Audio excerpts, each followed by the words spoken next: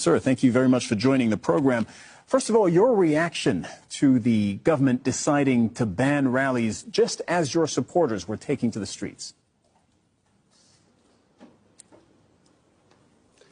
Well, just to give you the background, the Supreme Court asked the President of Pakistan to fix an election date.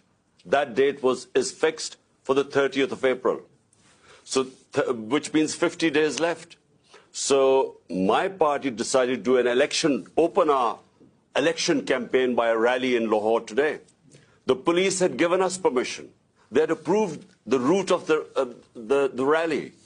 And suddenly this morning, the permission was taken away, but not just taken away. We had these heavy contingents of police, and these people coming to attend a peaceful rally were hit with tear gas shells, water